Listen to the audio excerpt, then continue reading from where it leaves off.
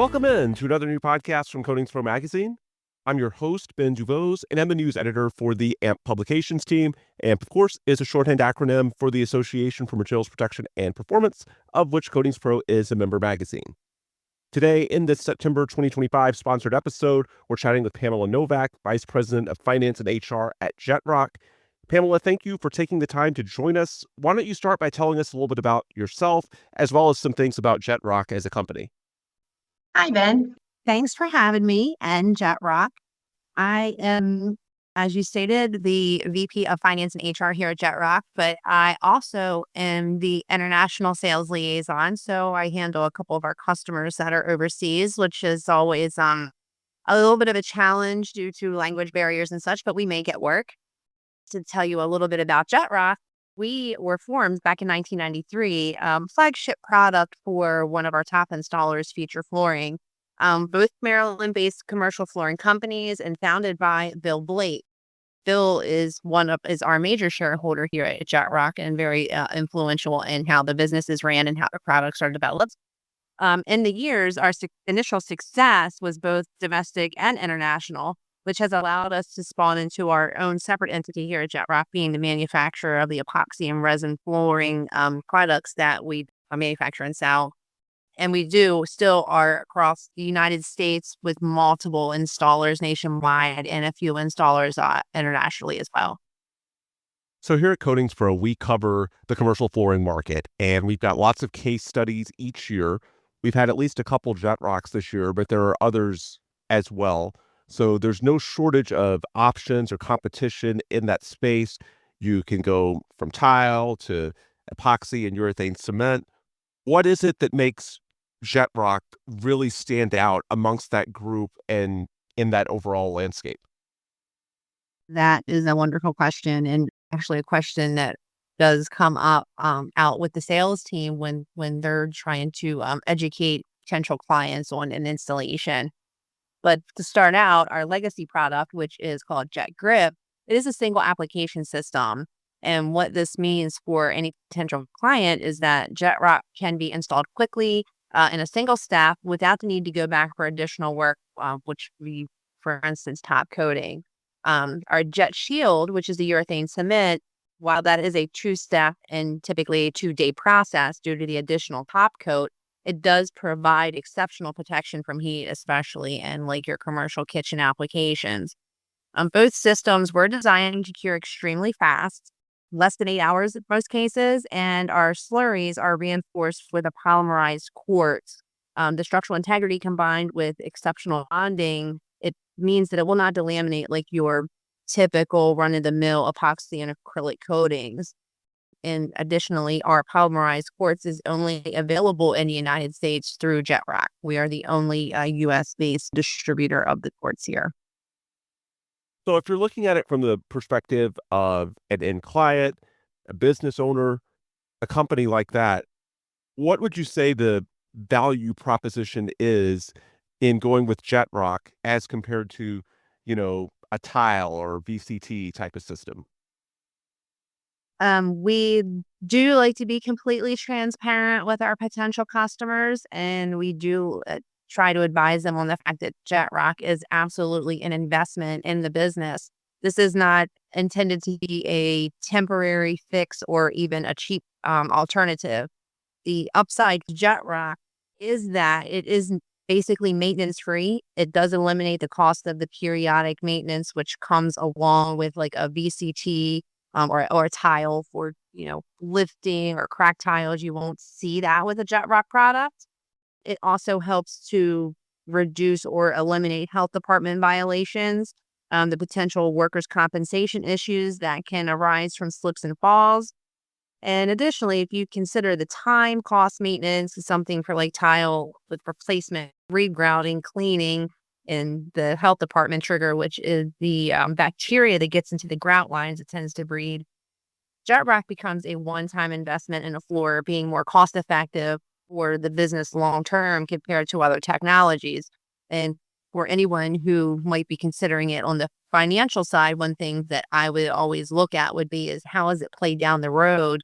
It becomes a capital investment of sorts on on the financial side. So it's, over years, it pays for itself. You wind up paying less because you don't have the maintenance, the repairs, your workers' comp hopefully improves, your rating improves. And it winds up being a better investment overall from a financial standpoint.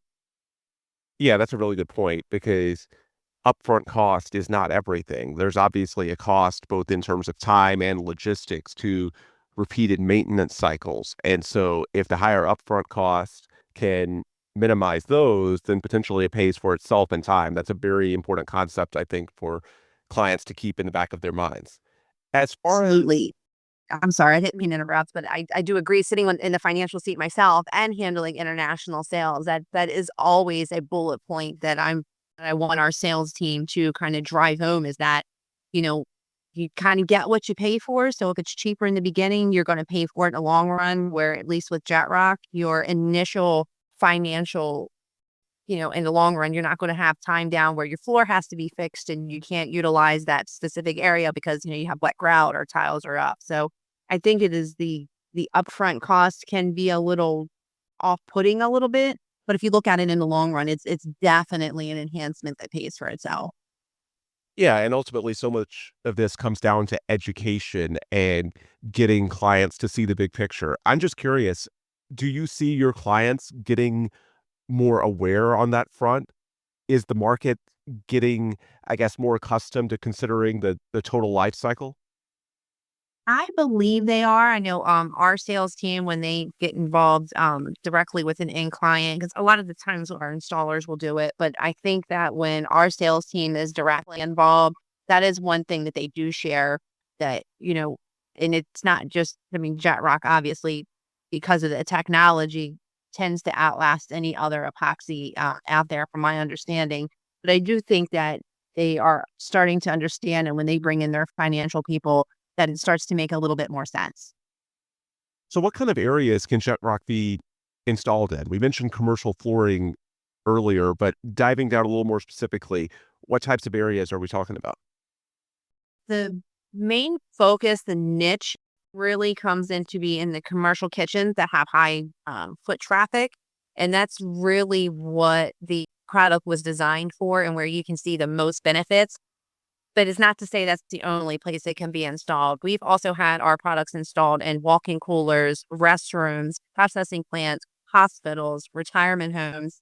It's really just what JetRock is. It's got this little kind of grippy texture that helps prevent slips and falls. So it's not your beauty product. And I wouldn't think that this would be something you would want in the front of your house of your business, like a restaurant or your main lobbies. But there is no rule that says you can't. Again, I would say that that would be more of the clients, what they're trying to gain aesthetically, but commercial kitchens is mainly what we go for. But again, it can be used in any application a customer deems appropriate. And a lot of it comes down to the safety component, right? You would put it in locations where, the grip is particularly important for a few reasons.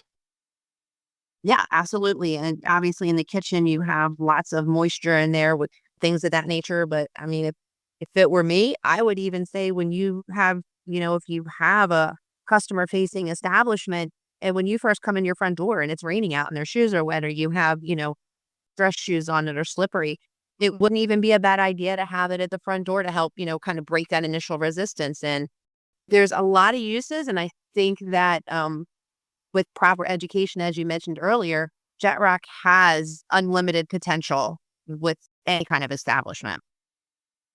I saw on your website and some of the literature and other resources available there that JetRock can be installed directly over tile or existing flooring. Is that right? And how does that generally work? Yes, absolutely. That's normally how JetRock is installed. They say your overnight tile solution, it does go in over tile predominantly. That's basically what the main is. It's not that they don't go in, they do new builds over fresh concrete, which is obviously a solution, and going over, certain types of prepared properly plywood. But going over tile is the biggest thing. It means that they don't have to do all the demos, they don't have to tear out the old tile. We always would recommend any loose tiles be taken up, cuts down on the mountain of debris that has to go to the dump and, so on and so forth. But tile, for example, the installer would simply grind it as needed, replace any cracks, missing tiles. We have a filler as part of our JetRock system that he could use to do that. Then they'll put the formula down. It can go over concrete tile, VCT. One thing we do not recommend, especially with the code base, is going over metal, and that is just because of metal's temperature variations, its shrinks, it expands, things like that. And it may not fully bond and it could potentially crack. But as far as going over tile, that is the niche. That is, the solution to your cracked tiles in any establishment, because you don't have to do so much demo, and the turnaround time can be very quick for the repair. We talked earlier about the concept of a total life cycle of a floor. So with JetRock specifically, what is the lifespan that we're talking about if someone installs one of these systems? Basically, how long can the customer expect that floor to last? That question does come up in our discussions with potential clients, and they tend to use the term period to maintenance. Both Jet Grip and Jet Shield, the structural integrity holds up for a period of about 8 to 10 years, as long as the area was properly prepped and installed, is cleaned following our guidelines. At around the 3-year mark, the finish may fade a little bit and lose its luster, but this is 99% a cosmetic change and is not the change in the actual material or the structure or the adhesion. You mentioned cleaning and following the guidelines. Can JetRock be cleaned just like any other floor? No, it cannot. Unlike other floors, you cannot use a mop. Multiple reasons. It will destroy the mop, and then it kind of gets embedded in there. But we recommend a neoprene squeegee and using a duck brush along with a neutral non-enzymatic cleaning solution. The majority of the time, we hear that our clients prefer to use something as easily obtainable as simple green. Can you walk us through what those steps are and how it actually works? Absolutely. Basically, you just have to add approximately 1 quart of your preferred cleaning solution into 5 gallons of hot water. Again, we recommend products along the lines of an Ecolab high performance natural cleaner. Swisher has a wonderful one, which is Swisher Citrus Power, or Dawn Heavy Duty, and of course the Simple Green. You would take your mixed solution and just pour it onto the floor, let it sit for about 3 to 5 minutes, and then take a squeegee and push the soiled water into a floor drain. If it so happens that the location doesn't have a soil drain, it can just as easily be cleaned up with a wet back. For certain stubborn stains like juices, syrups, cooking oils, sticky, oily, if you just scrub it with a deck brush, then you can squeegee it down the drain or clean it up with a wet back. Simple as that. You mentioned having the proper preparation before the installation phase. For both the customer that's curious as well as an installer that's looking to actually install this system, can you talk a bit more about that process? How does the actual installation work? Obviously, every case is a little different. The expectation is that the area would be ready for a JetRock install when the installation team arrives, meaning that equipment is removed, plumbing and electrical considerations have been addressed. And also important to note that not all the installers will do equipment removal. So it's important that a client and an installer set up a plan of action prior to the team arriving and starting the installation of the floor. But from there, the preparation from the installer is absolutely critical. We cannot stress that enough. But depending upon the situation, it could require a decontamination cleaning, a diamond grinding, filling of grout lines or voids from removed tiles, etc. The JetRock, obviously, the installation is only as good as the installer's preparation. So, in addition to the importance of preparation, what else should potential installers or customers be aware of in that process? Outside of the preparation, the most critical piece is going to be the temperature. The cure time of the product is highly dependent upon the existing floor and the materials temperature. So, for example, if we're at 75 degrees Fahrenheit, both the Jet Grip and Jet Shield are dry to the touch in approximately 3 to 4 hours. At 4 to 6 hours, they're ready for light foot traffic, and equipment can be replaced around the 8 hour mark. However, if that temperature sways a little bit, let's say to 60 degrees, those times could be doubled. And then at 90 degrees, they can be cut in half in some cases. For those reasons, we highly discourage JetRock to be installed below 65 or above 85. But in addition, the temperature of the area where the product is stored prior to the installation on site for the client must also be taken into account. All right. So once everything's been adequately prepped and the project area is ready to go and you've got your environmental concerns addressed, all that good stuff, give me a ballpark for how long a typical installation actually takes. Typically, we say it will take about a day. A full installation crew typically is able to install up to about 2,000 square foot per day. Most Jet Shields installations take 2 days because they do need to come back and do the additional top coat after the first coating has cured. Of course, this is not every situation, and it is dependent on multiple variables, such as the temperature and the equipment being removed. But they also have to take into consideration the size of the installation crew and the overall size of the installation area. Speaking of those installers, what's their relationship with JetRock? Are they employees? Are they related to your company in any way? What's the relationship between a specialized company such as JetRock and the installers that are actually putting these systems on the ground somewhere?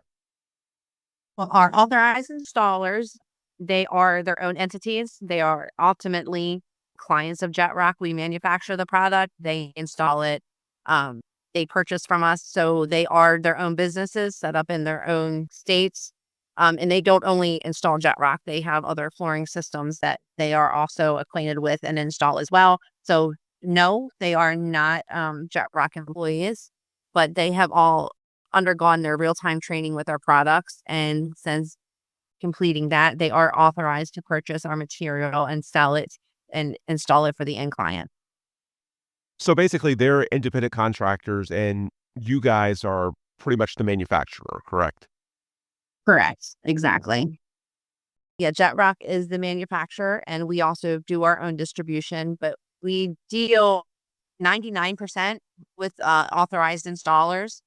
We do have a sales team here, and they take on a sales role. They educate potential customers on JetRock's value and benefits, and they will also kind of link a potential end user with an authorized installer and provide leads to the installers that might come in through our website or any shows that we might participate in. With that being said, we also do have some larger corporate accounts or multi-unit opportunities where JetRock could be being installed in multiple locations. And at that level, JetRock Corporate does take a more hands-on approach as kind of an intermediary between the client and the installer. So if someone wants to buy your material, can anyone do that or is it only an authorized installer?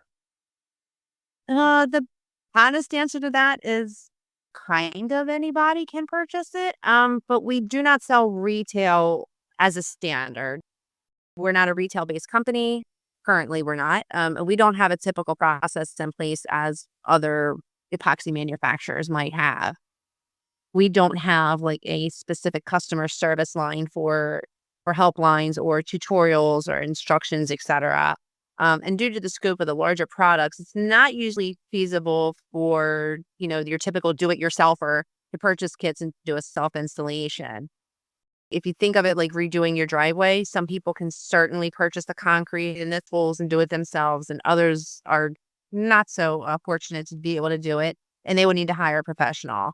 So I guess the best answer would be yes, we would happily sell someone our materials, but they would have to sign the waiver that says that, there's basically no warranty outside of the product itself. So if you buy it yourself and then install it yourself, there's only warranty stating that the material that we sold you is of good quality and it kind of ends. There's no installation warranty with that where you would get that with an installer. So if one of our coatings contractors that's listening right now is curious about taking the step to become an authorized installer for you all, what's the process in that? It's actually a very simple process. The biggest hurdle that we see is the scheduling. Basically, what will happen is it'll start with some paperwork and a conversation with their respective JetRock sales representative in that region. They would ask for, an application, proof of insurance, credit references, all the financial things that, us dollar people like. And then going on from there, depending on what part of the country the installer is potentially located in, they would work with a rep to determine whether or not the potential installer would like to come to our headquarters here in Baltimore, Maryland for training, or if we would send a team out to them. And given that we use the actual inventory off of our shelves to conduct the training, we do charge when we do on-site training versus when they come to Maryland. If an installer decides they want to come to Maryland, there's no charge for that. They would just have to be responsible for their own transportation and lodging. So it's just a little bit of documentation logistics and scheduling logistics. Other than that, they come in, they train, or we show up there and train, and it's a rather gentle process. How does the training actually work? What's that process like? The training typically is about a day and a half worth of training. It begins with obviously introductions. We cover a little bit about who JetRock is and what we do. And from there, we'll turn it over to the director of product development. And his name is Dave, and he's wonderful. He starts with a tabletop demonstration of all of our product lines so that everybody can kind of at least get a feel for them. And then he'll move it on to the floor for an actual simulated floor and code-based installation using actual JetRock materials, typically over a masonite. And given this is literally a hands-on training, we always ask that those who are coming in for the training are the ones who would be actually doing it out in the real world, and for them to dress appropriately. The second day is usually about a half a day. It's typically just kind of going back over the previous day's work, covering the administrative side of business and doing a little Q&A and just kind of making sure everybody is comfortable with what they've learned, that they're ready to go out and, give it a try. Really good intel there from Pamela Novak, Vice President of Finance and HR at JetRock. For any of our listeners that might want to reach out to JetRock or learn more, maybe it's an installer that wants to become authorized, maybe it's a customer that wants to get a quote. What's the best way that someone listening to this can get in touch with you all? The best way to get in touch with us is to go directly to our website, which is www.jetrockinc.com. For interested installers, they can click on the tab that is titled Become an Installer. If you're interested in getting a quote, you can submit your information to the Contact Us tab and fill out all the information. And you'll also find the contact information for each of our sales representatives throughout the country if you'd rather deal with them directly one-on-one.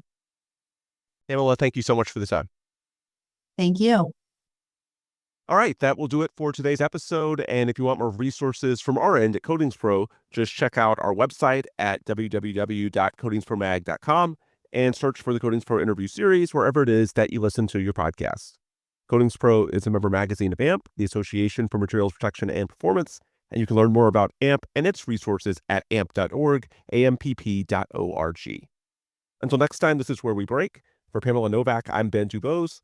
Thanks again, as always, to each of you for listening, and please come back soon for another new Coatings Pro podcast.